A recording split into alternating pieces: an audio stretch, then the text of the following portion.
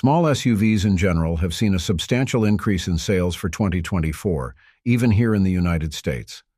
The segment significantly performed better last year, with some people speculating that it could become the best-selling SUV segment for 2025 and even for the next coming years. Well, if you want to join the bandwagon right now, this video is a must-watch. Hello everyone. This is Ted from CarlandTV. Get in the front seat because I will about to name the best compact SUV models you should get if you ever want to downsize and try the goodness of these small but savvy utility vehicles. Before I start, I would really appreciate it if you would push those buttons below, the subscribe button, the notification bell, all of them. I do not require you to do so, but you would make me smile and push me to give you more valuable car-related content on your screen. Now buckle up, and let's get back to the video. 2025 Hyundai Tucson. The 2025 Hyundai Tucson is a good starting point for first-time compact SUV buyers. You should really care about this car if you prioritize looks and dynamic road performance above all else. Well, that's how Tucson got its reputation in the first place. But despite being a premium-looking SUV, the 2025 Tucson actually tailors itself as an affordable and practical commuter. Its base SE trim is only $29,000 and can go up to $39,000 if you want to make it a feature-rich SUV. In fact, if you are willing to spend $30,000 or so on the Mazda CX-50 or Honda CR-V, then there's no harm in checking its upper SEL trim.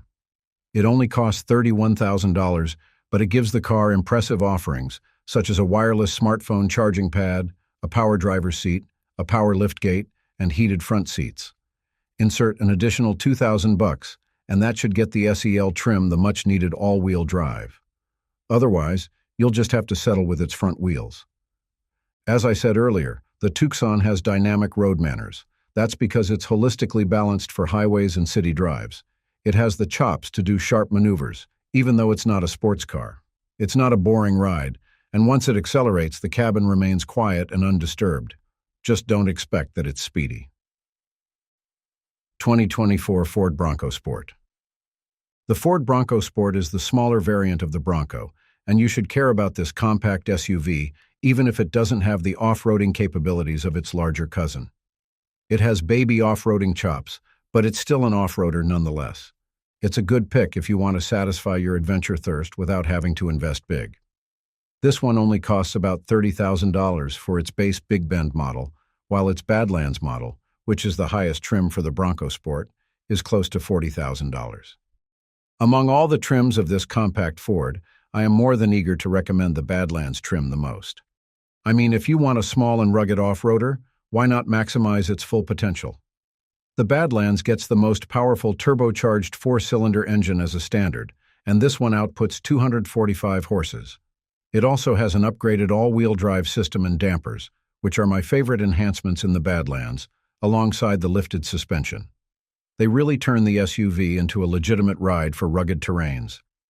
Now, if you are going to settle for its base model, you'll be getting the standard 181 horsepower turbocharged 1.5-liter engine. It's paired with an 8-speed automatic transmission and an all-wheel drive.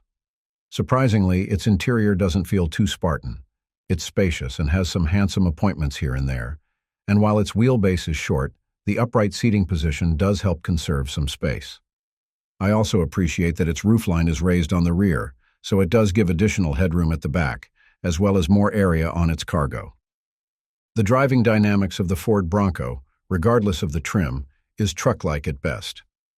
This is not entirely bad for an off-roading SUV, but my gripe is that it's not flat-out smooth on the concrete paths. Still, it's a good compact SUV nonetheless. 2024 Volkswagen Tiguan.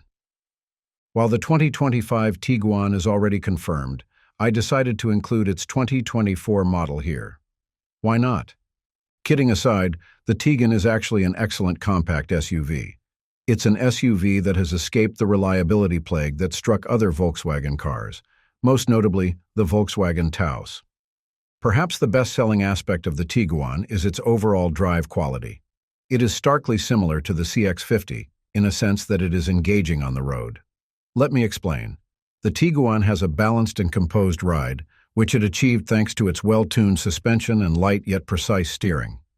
The only thing that it lacks is the sporty edge that you can experience when you are driving a CX-50. Nonetheless, that doesn't take anything from the Tiguan. By all means, the Tiguan drives like a European car. The balanced road manners simply outshine the need for blurry acceleration or other shenanigans. It's kinda clear with the sole powertrain across all the Tiguan trims. In particular, it uses an 184 horsepower 2-liter 4-cylinder engine, which is married to an 8-speed automatic transmission and front-wheel drive.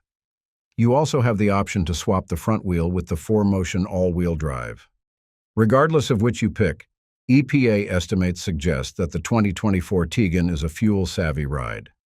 Among all the compact SUVs right now, it's only the Tiguan, yes, it's only the Tiguan, that has an optional third row. Now, I don't know if this is a real benefit or not. However, I have driven a Tiguan, and I can say that its cabin is actually roomy, so maybe adding another row might not harm its overall interior quality. Well, of course, if you add the all-wheel drive in the picture, the third row option won't be viable anymore. So yeah, it's a trade-off you need to think about. 2025 Mazda CX-50. What you should know right now is that the CX-50 is one of the hottest compact SUVs. And it's not just your typical brazen and Spartan SUV. Among its class, the CX-50 offers upscale appointments and a road manner that's akin to a sports car, without being one. Currently, the CX-50 is in its 2025 model year, and it still inherits the qualities of its predecessors. It has top-notch handling, precise steering, and nimble handling. Basically, if you want an SUV that is engaging and fun to drive, the CX-50 is definitely the ride for you.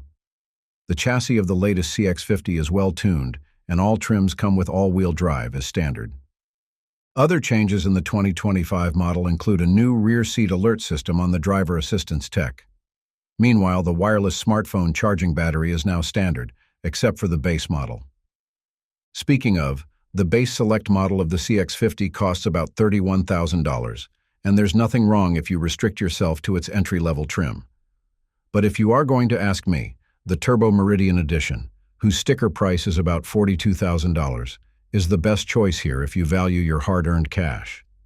This one is already within the luxury realm and comes with great standard features, such as its 256 horsepower turbocharged 4-cylinder engine, which increased its towing power to 3,500 pounds if you settle for its base engine. That will give you 187 horsepower, which is not too bad considering the exceptional driving verve of this SUV. Interior-wise, the CX-50 certainly feels upscale.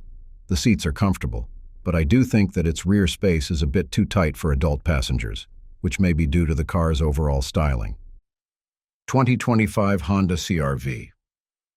It was not easy to decide which between the 2025 CR-V and 2025 CX-50 deserves the top spot in this video. All I know is that these two cars have their respective strengths. But pound per pound, I think the reliability and value of the CR-V are slightly higher than its Mazda counterpart. This is an interesting take of mine, considering that the two have virtually the same sticker price for their entry-level models, which is about $31,000. Now, the handling of the CR-V is not as good as the CX-30, but by all means it's not bad either. The best way I can describe it is competent, and others who have been able to drive the 2025 CR-V will say the same thing. And since it's a Honda, the build quality of this thing is expectedly rugged despite having its interior looking too bland for others. There are only 3 trims for the 2025 CR-V, and all of them are gas-only models. Fortunately, the entire CR-V lineup is actually fuel-efficient, with EPA estimates of 34 miles per gallon on highways and 28 miles per gallon in cities for those equipped with front-wheel drive. The CR-V will actually help you lessen your trips to the gas station. Well, you always have the option to upgrade the CR-V to get a hybrid powertrain, but that's an entirely different lineup, which includes the Sport, Sport L, and Sport Touring models. Between the non-hybrid and hybrid CR-Vs, the hybrid CR-Vs offer better fuel economy, which is obvious, and road manners. Admittedly, the CR-V is not meant to cruise fast. At best, it's your typical city crawler.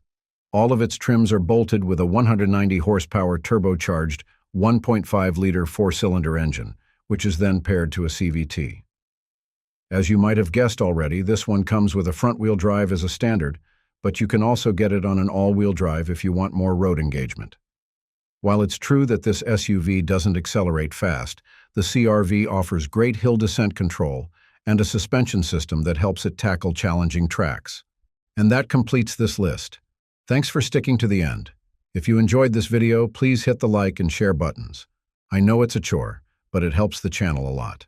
Until next time, drive safely.